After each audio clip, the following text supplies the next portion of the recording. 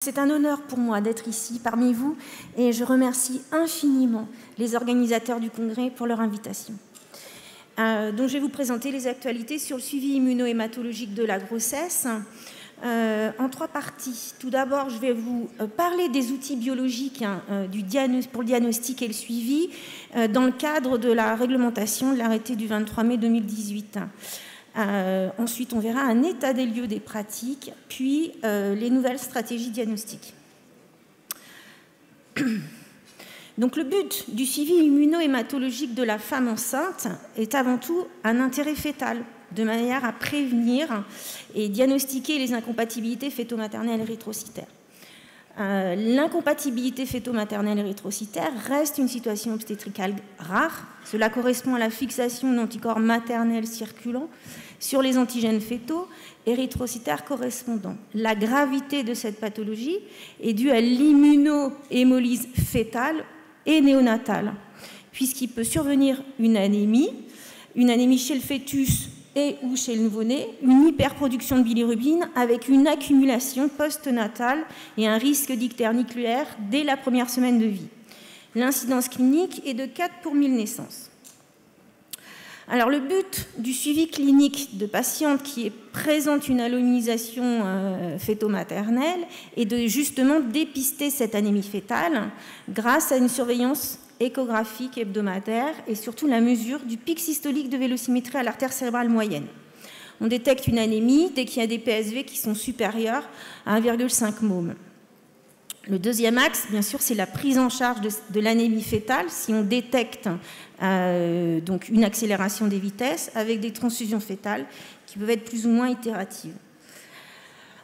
Le suivi clinique, bien entendu, c'est aussi l'organisation de la naissance, puisqu'il y a un risque chez le fœtus, chez le nouveau-né, excusez-moi, d'une anémie, mais surtout d'un ictère précoce, avec un déclenchement de cet accouchement en fonction de la sévérité de cette allonisation, et également l'histoire transfusionnaire prénatale.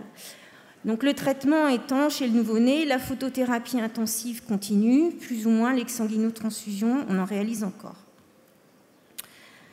Donc, quels sont les outils biologiques pour justement amener à ce diagnostic? La biologie, elle est essentielle dans ce diagnostic et ça repose avant tout sur la recherche d'agglutinine irrégulière. Alors, il y a des recommandations qui n'ont pas évolué depuis 2007, qui sont des recommandations comme quoi on doit réaliser obligatoirement une RAI au premier trimestre de la grossesse. Si la patiente est Rhésus 1, D positif, on fait une seule RAI au premier trimestre, tandis que si elle est RH D négatif ou RH-1 avec des antécédents ou avec des antécédents transfusionnels, on va réaliser une RAI au premier, on va la répéter au second et au troisième trimestre de la grossesse. La RAI qu'on réalise en fin de grossesse est une RAI d'intérêt maternel, transfusionnel, de manière à prévenir le risque d'hémorragie chez la maman. Donc, l'arrêté de 2018 précise à modifier en fait la sensibilité de la RAI, puisqu'on doit maintenant détecter donc, des anticorps avec un seuil minimal de 10 nanogrammes par ml. Il est précisé que si la RAI est trouvée positive, obligatoirement on doit l'identifier. On doit identifier cet anticorps justement dans un délai qui est compatible avec la prise en charge du patient. Et nécessité d'interpréter des résultats dès le stade de la RAI identification, c'est-à-dire mentionner sur le compte-rendu de résultats si on est en situation critique, c'est-à-dire le type d'anticorps, c'est-à-dire est-ce qu'il y a un risque ou pas d'anémie fœtale sévère, est-ce que c'est un anticorps qui présente un risque obstétrical, et donc certains résultats doivent nécessiter une alerte rapide aux cliniciens et aux prescripteurs qui prend en charge la grossesse. Il est important aussi que ces résultats soient disponibles au niveau du site de délivrance de PSL du lieu d'accouchement. Le résultat, il est précisé aussi que la RAI du 8e et du 9e mois, donc celle qui a un intérêt maternel, doit être adressée aux cliniciens et aux prescripteurs, et là où en fait la patiente accouche, de manière à anticiper justement ses besoins transfusionnels. Alors, quel type d'anticorps présente un risque d'anémie fétale sévère? On peut les classer, donc ça dépend de la spécificité donc, de cet anticorps. On a différents groupes d'anticorps. Le premier, c'est l'anti-RH1, l'anti-KL1, l'anti-RH4. Donc, c'est des anticorps pour lesquels on a un risque d'anémie fétale sévère dès le second trimestre de la grossesse. L'anti-RH3 pouvant s'exprimer en anténatal de manière beaucoup plus rare. Ensuite, vous avez un groupe d'anticorps pour lequel il y a exceptionnellement des manifestations en anténatal, mais c'est surtout une expression en postnatal. Donc, quand on reprend les données aussi bien en international que nous, notre expérience locale au CNRHP, l'anti-D reste toujours l'alloïnisation principale provoquant une anémie fétale sévère. En revanche, on voit vraiment que l'alloïnisation anti-KEL et anti-petit-C, anti-RH4 prend une part de plus en plus importante. Sur les 10 dernières années de transfusion in utero au CNRHP, on a eu donc 210 cas d'anémie fétale sévère ayant nécessité une transfusion et in utero, et dans 170 cas, c'était bien dû à un anti-D. Le dernier groupe d'anticorps, donc on n'observe pas de risque d'anémie fétale sévère, mais c'est uniquement, essentiellement un risque en postnatal. Donc vous voyez, en fonction déjà de la spécificité de cet anticorps, on peut déjà alerter le clinicien et donc préciser quel risque il y a pour la grossesse en cours. Mais il y a d'autres paramètres biologiques qui vont influencer sur cette hémolyse, sur le risque d'hémolyse chez le fœtus ou le nouveau-né. Donc on vient de voir, on a la spécificité de l'anticorps, mais on a également son affinité. Est-ce qu'est cet anticorps? De quelle manière il est fixé aux globules rouges? Et là, il y a en biologie, donc le titrage. Le titrage permet donne une idée sur l'affinité de l'anticorps. Un autre paramètre, c'est un anticorps, il peut être présent, il peut être fixé, mais il peut très bien ne pas être actif. Donc ça dépend de la partie FC terminale de cet anticorps et de son pouvoir d'activation des récepteurs FC. Donc ça, c'est des tests fonctionnels qui permettent de répondre à cette question-là, mais qui ne sont pas réalisés en pratique courante. La dernière chose, c'est la concentration. Cet anticorps, pour s'exprimer, il doit être là en grande quantité. Donc il y a un intérêt vraiment à quantifier cet anticorps. Il y a des très grandes variations, de quelques nanogrammes jusqu'à des centaines de microgrammes par ml. Et ça va être déterminé, cette concentration, soit par des techniques de titrage qui approchent en fait la quantité en anticorps, soit le dosage pondéral. Donc la quantification des anticorps antirétrocytaires, c'est vraiment quelque chose qui aide les cliniciens à déclencher le suivi clinique. On a parlé que c'était les vélocimétries à l'artère cérébrale moyenne. C'est une surveillance qui est extrêmement lourde, qui coûte cher. Donc la biologie, la quantification des anticorps permet de définir justement des taux critiques, des valeurs opérationnelles à partir desquelles on va déclencher un suivi spécifique. Alors la technique donc, qui est requise par l'arrêté de mai 2018, c'est le titrage des anticorps. Donc, il est précisé maintenant qu'obligatoirement chez la femme enceinte, dès lors qu'on identifie un anticorps, il doit être titré, sans préciser quelle technique de titrage, et qu'on peut le compléter par une technique de dosage pondéral qui est plus sensible et plus spécifique.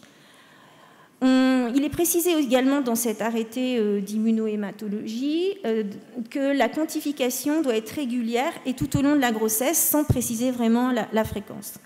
Enfin, le résultat de ce titrage à transmettre le plus rapidement possible, là encore, aux cliniciens, aux prescripteurs et aux sites présumés de délivrance des PSL. Donc là, vous voyez qu'il n'y a pas d'indication sur à quelle fréquence doit-on réaliser ces quantifications, ni finalement sur les seuils d'interprétation et l'interprétation qu'on peut donner aux cliniciens. Alors, en technique de titrage, la technique de référence, c'est pas précisé, donc c'est pas du tout celle qui est obligée de réaliser, mais c'est la technique titrage tube, c'est une technique en Coombs indirect. En tube, ça reste la technique de référence, avec une première lecture qui permet de détecter les IgM et une deuxième lecture après un Coombs indirect qui permet de détecter les IgG. On réalise toujours en parallèle un témoin titrage et on fait toujours un titrage comparatif entre le sérum actuel et le sérum précédent de la patiente, parce que c'est vraiment de l'évolution de ce titrage qu'on va décider de la prise en charge de la patiente. Mais on peut également réaliser aujourd'hui des titrages en support gel. Vous avez beaucoup d'instruments maintenant qui vous permettent de faire ces techniques gel. En revanche, la majorité des publications que vous pouvez trouver par rapport au seuil décisionnel et par rapport aux interprétations des titrages, attention, c'est sur les techniques tubes. Ce n'est pas sur les techniques gel. Donc, si vous décidez de mettre en place une technique gel, il faudra faire attention par rapport au seuil d'interprétation.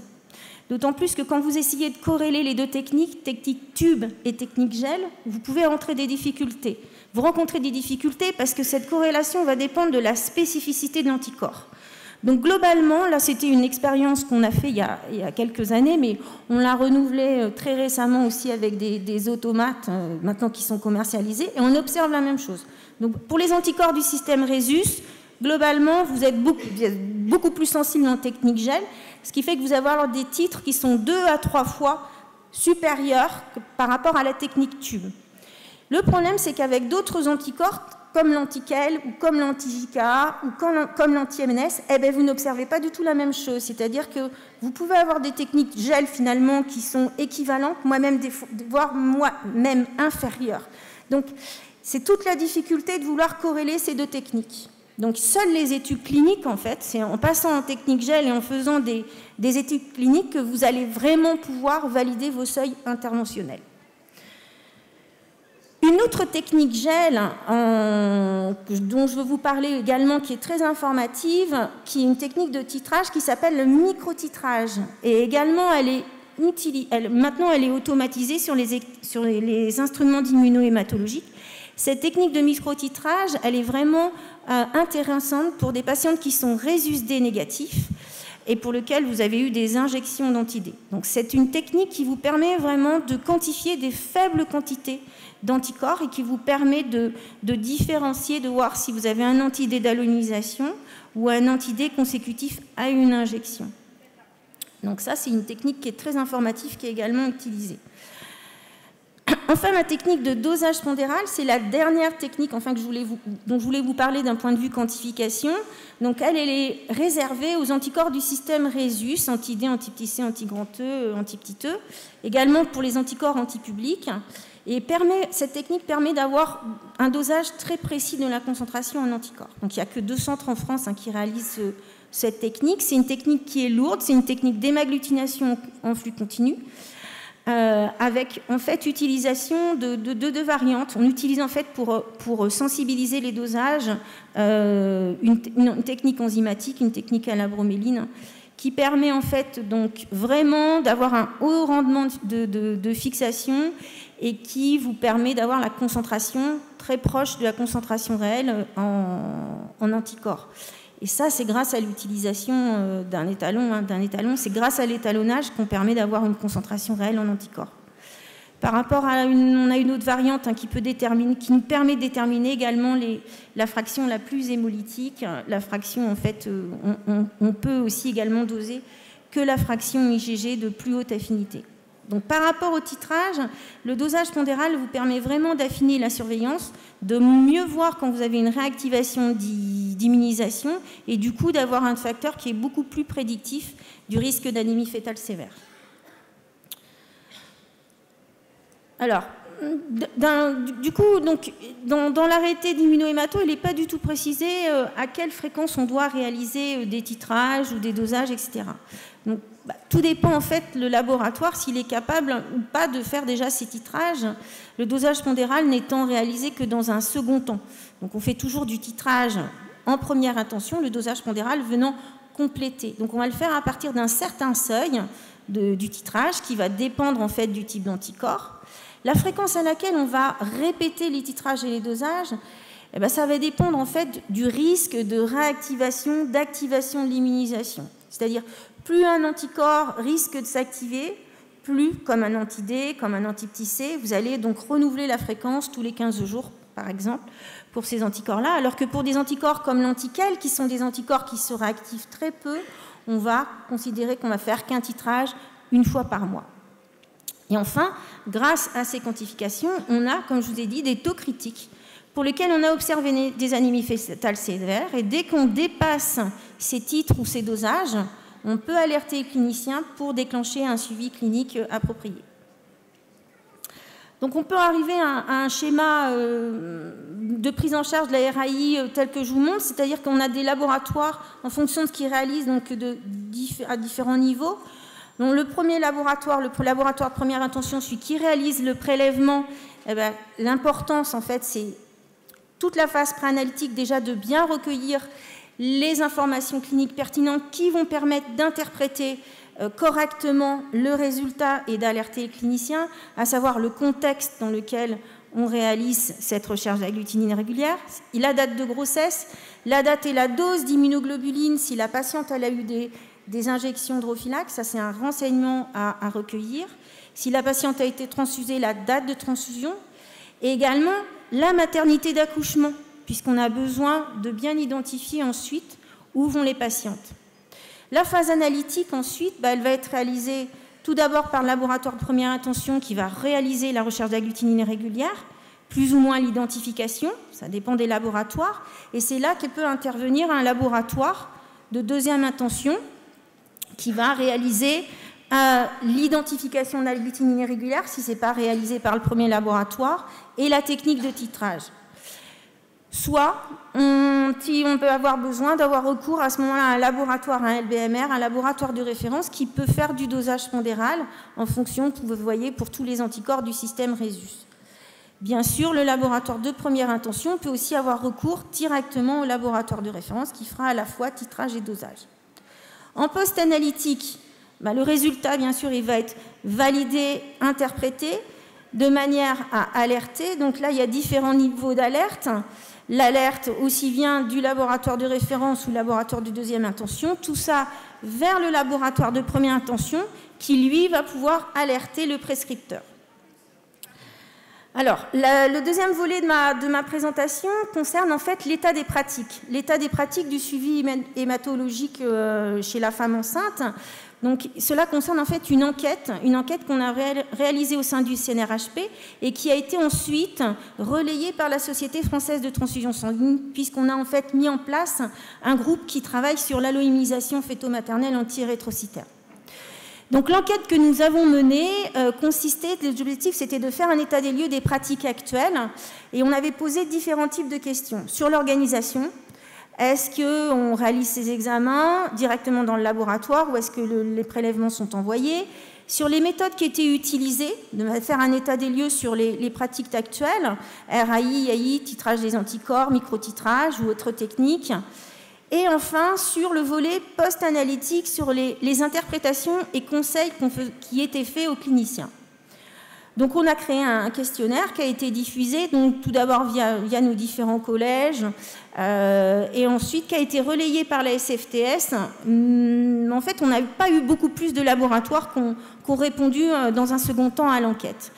Donc, au total, 147 participants ont répondu, sachant qu'en France, à l'époque où on a fait le questionnaire, il y avait à peu près 850 laboratoires. 71 laboratoires privés ont répondu, 47 labos hospitaliers, 29 laboratoires EFS, avec une répartition uniforme sur l'ensemble du territoire national. Sur la question de la RAI et de l'identification, on voit que la majorité des laboratoires qui ont répondu font bien de la recherche d'agglutinine irrégulière. En revanche, peu font l'identification. 39% seulement des laboratoires font de l'identification. Ils l'envoient souvent à l'établissement français local, c'est-à-dire qui dépend du laboratoire. Concernant les titrages des anticorps anti-rétrocytaires, c'est seulement réalisé par 31 laboratoires et ils utilisent tous majoritairement la technique de référence en tube, très peu utilisent la technique gel. Ce qu'on a vu, c'est qu'il y avait un manque de consensus sur la prestation vraiment de conseils qui était fournie, puisque pour les laboratoires, seulement 42% émettaient des conseils sur le risque d'anémie fœtale sévère.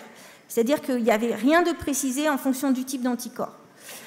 Par contre, pour les laboratoires qui effectuaient le titrage, on avait vraiment une émission de conseils. Donc c'est vraiment le titrage qui permettait de donner le conseil, alors qu'on peut déjà donner un premier conseil normalement avec le type d'anticorps.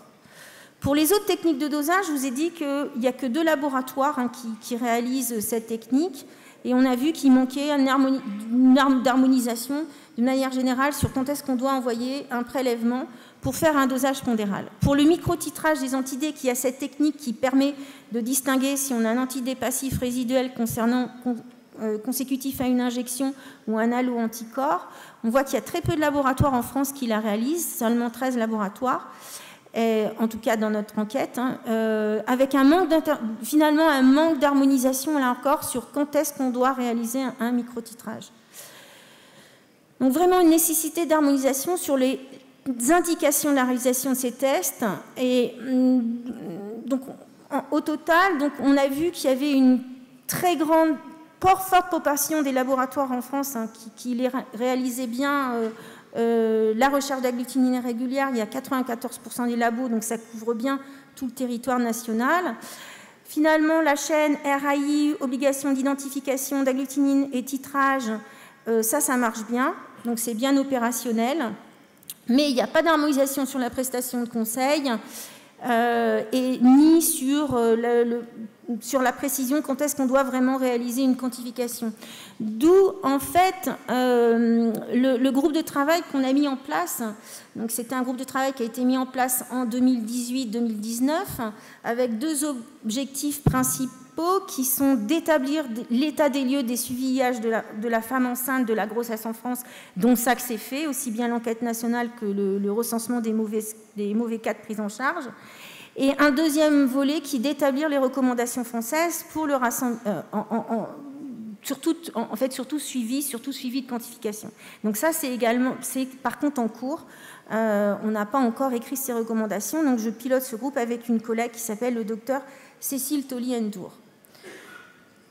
Alors, la dernière chose dont je vais vous parler, c'est les nouvelles stratégies diagnostiques aujourd'hui utilisées. Le but de ces nouvelles stratégies, c'est d'améliorer la prise en charge des alloïnisations pour optimiser la prévention de l'alloïnisation ou de mieux adapter la surveillance des femmes alloïnisées. Et ça va passer par du génotypage fœtal, c'est-à-dire on va donc faire de la prévention ou suivre des patientes alloïnisées en fonction du résultat du génotypage.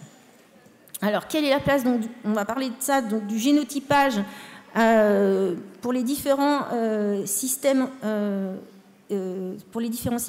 Donc, d'abord, le génotypage RHD fœtal.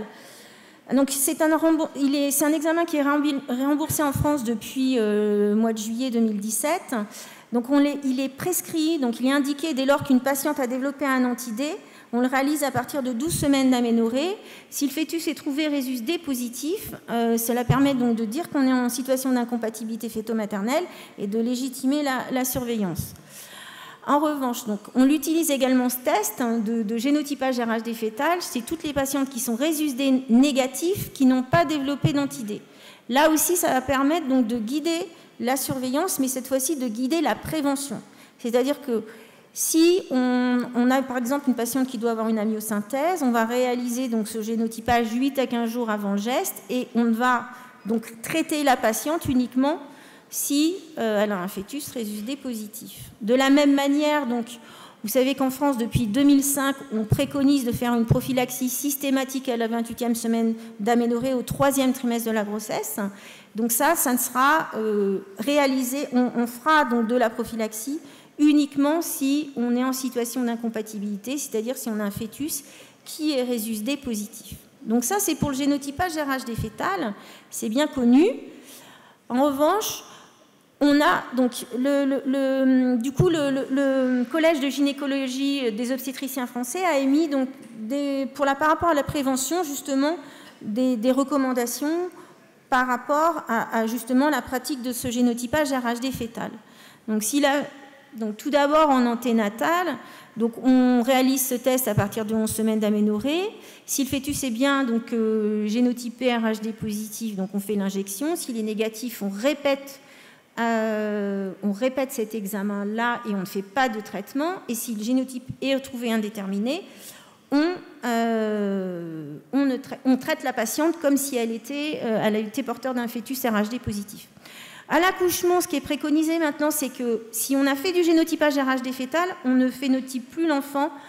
S'il est positif, on ne le phénotype plus à la naissance. C'est-à-dire qu'on considère qu'on a un génotypage RHD fœtal positif, donc on ne reprélève pas le bébé, on fait simplement une injection dans les 72 heures suivant l'accouchement, bien sûr en adaptant la posologie en fonction s'il y a une hémorragie fœto-maternelle du test de Clayward. Si le génotypage est trouvé négatif, indéterminé ou non réalisé, dans ce cas-là, par contre, le bébé il est bien toujours prélevé à la naissance pour faire son phénotype RHD. Alors, on a d'autres types. Donc, je vous ai parlé dans la première partie donc, de l'exposé qu'il y avait donc, un risque d'anémie fœtale sévère pour l'anti-D, pour l'anti-KEL et pour l'anti-petit C. Et également, de manière plus rare, pour l'anti-grand E. Donc, pour tous ces anticorps-là, on a pu développer des nouveaux tests diagnostiques, là encore, pour optimiser la surveillance des patients. Donc, pour le génotypage KEL fœtal, on va le réaliser donc, dès lors qu'une patiente a développé un anti-KEL, avec un certain titre, où on sait qu'il y a un risque d'anémie fœtale sévère, on va proposer ce génotypage KEL fœtal dès 13 semaines d'aménorrhée, de manière à guider la surveillance et à ne faire en fait une surveillance clinique uniquement si le fœtus est KEL incompatible. Pour le RHC fœtal, on a fait la même chose, c'est-à-dire qu'on a développé cette technique de génotypage fœtal non invasif, donc sur plasma maternel. Donc, dès lors qu'une patiente a développé un anticorps, un anti-petit C, on va donc proposer le génotypage fœtal. Et donc là, dans ce cas-là, il est proposé dès 13 semaines d'aménorrhée. Et là encore, on fera une surveillance clinique rapprochée uniquement si le fœtus est RH petit c incompatible. La même chose pour l'anti-grand E, c'est-à-dire que pour les alonisations anti-grand E, on propose aujourd'hui de réaliser un génotypage RH fœtal, non invasif sur plasma maternel. Donc ça, c'est dès lors qu'une patiente a développé un anti-grand E, mais avec un certain niveau d'immunisation, parce que l'allonisation anti-grand E, c'est quelque chose de très fréquent. Donc en fait, il faut vraiment qu'on ait des taux très élevés pour proposer ce génotypage. Et donc là encore, on fera de la surveillance clinique uniquement si le fœtus est grand E positif. Donc on peut arriver en conclusion à ce schéma de prise en charge. Donc on fait une RAI au premier trimestre de la grossesse chez la femme enceinte. Si on identifie donc un anticorps qui présente un risque d'anémie fœtale sévère, un anti-D, un anti-KEL, un anti-petit C ou un anti-grand E, on regarde alors quel est le titrage ou le dosage, et ce qui permet de classifier en deux groupes. Premier groupe avec des taux inférieurs au taux critique pour lequel on a un risque d'anémie fœtale sévère. Et là, dans ce cas-là, on va proposer une surveillance échographique standard, faire des dosages et des titrages de manière répétée à des fréquences régulières. De l'autre côté, c'est si on a des taux supérieurs au taux critique, là, on va vraiment dire attention risque d'anémie fœtale sévère, et là on va proposer de faire des titrages dosage réguliers, mais surtout des échographies vélocimétrie Doppler à l'artère cérébrale moyenne de manière hebdomadaire. Donc c'est des surveillances qui sont extrêmement lourdes, qui sont stressantes aussi pour les patientes, donc c'est vrai que c'est important de le faire à bon escient, d'où la place du génotypage. Donc le génotypage fœtal, on l'a proposé dès le premier trimestre de la grossesse, dès lors qu'on a trouver ces anticorps-là. Et si le prélèvement est trouvé négatif, on va pouvoir, sur deux prélèvements, lever la surveillance clinique. Si le fœtus est trouvé positif, là, ça légitime toute la surveillance que je viens de vous décrire. Donc, au final, j'ai voulu vous montrer que le diagnostic d'incompatibilité fœto-maternelle est avant tout un diagnostic biologique. La place de la biologie, elle est essentielle. C'est une pathologie qui est rare, mais qui est dépistable tout à fait si on respecte le calendrier des RAI. Le rôle du biologiste dans la connaissance des techniques à mettre en œuvre est vraiment essentiel. Également dans leur interprétation, on doit choisir le choix de nos techniques et l'orientation de nos prélèvements vers des techniques complémentaires. La nécessité est toujours d'harmoniser nos pratiques. Donc là, on a mis en place justement un groupe au sein de la SFTS pour harmoniser et faire des recommandations. L'existence aujourd'hui de tests sur plasma maternel, donc du génotypage fœtal qui ont des valeurs prédictives négatives qui sont excellentes de 100% au niveau de tous les gènes dont je vous ai décrit. Donc vraiment, on a en plus un diagnostic biologique spécialisé, l'existence d'un centre de référence. On a une chaîne qui fonctionne, c'est-à-dire un biologiste qui donne l'alerte pour déclencher un suivi spécifique, avec des interactions étroites, toujours entre le biologiste et le clinicien. Voilà, c'était ce dont je voulais vous parler aujourd'hui, et je vous remercie à tous pour votre attention. Et là, je vous présente donc l'équipe du CNRHP au complet. Voilà.